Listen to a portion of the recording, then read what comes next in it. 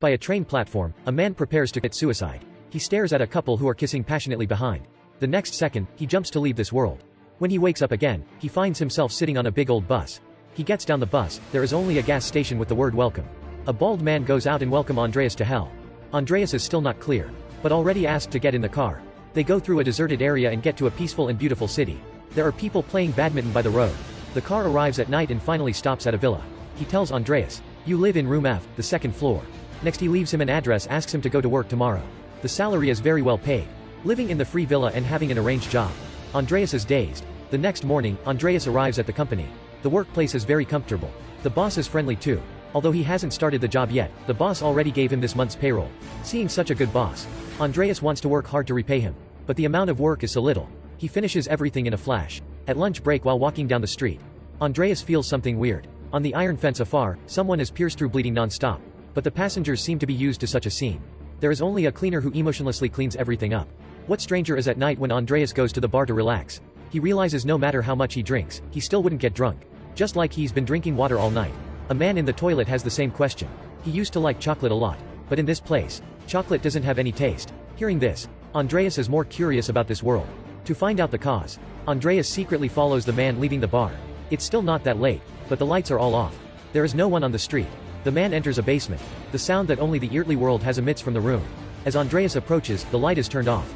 Andreas returns home and has a snack, and finds that food really has no taste at all.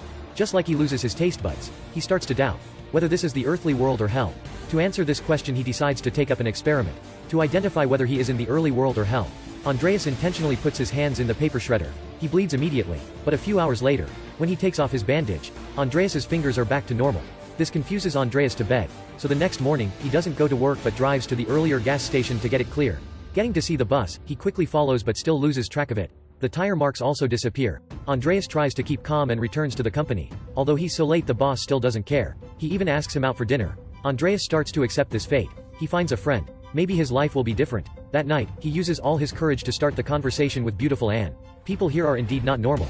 They are very straightforward. They have fun that night. Anne makes Andreas consider living his life properly.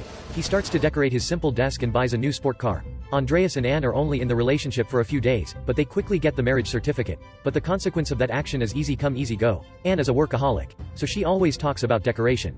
Andreas feels bored very soon. He likes a younger and prettier girl at the company. Her blonde hair and gentle behavior attract Andreas. They start to go out, going to the cinema, eating ice cream in front the company just like a new couple. So Andreas also feels uneasy. He takes a deep breath, talks about the new girlfriend, and suggests to break up with Anne. Unexpectedly, Anne is very calm. She agrees with a smile, just like this is not an important thing at all. Andreas is very pleased. He immediately comes to see Ingeborg and reserves a table at a 5-star restaurant. Intends to propose to her, but facing Andreas's love, Ingeborg feels awkward. She tells Andreas that he's just one of her boyfriends. She even counts the number in front of him and says they are very nice. If you are willing, everyone can live together. Hearing this, Andreas is so stressed out. He runs away although he hasn't paid the bill yet. Andreas feels cold inside. Once again, he comes to the train station. He turns his head, the couple is still kissing. He wants to die again. At the same place, with the same posture. A train arrives, Andreas has run through but he can still get up. He's basically not alive. So he can't die now. Today Andreas comes to the basement that has music again. This time, there is even a kid's voice. He tries to climb in and sees the man who said he loved chocolate at the toilet before. They come to a wall. Apparently, music doesn't come out from this room but from this small hole on the wall. Andreas looks into the hole and discovers that on the other side of the hole, it is the earthly world. They are very excited. They look for tools and dig the hole together. Although he can only reach an arm out. But Andreas can finally feel the sunshine, the music, and a fresh-baked cake.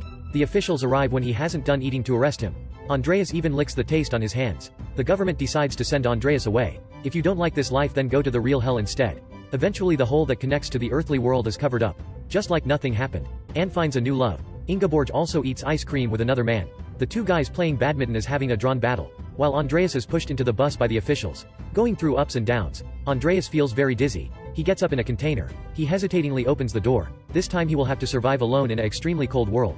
Actually, this movie reflects the truth behind the high welfare society in Europe. High salary with no pressure, no pain, no sorrow, just like a perfect hell. If there is no hardship in life, then what is the meaning in it? If there is such a place, let me go there alone.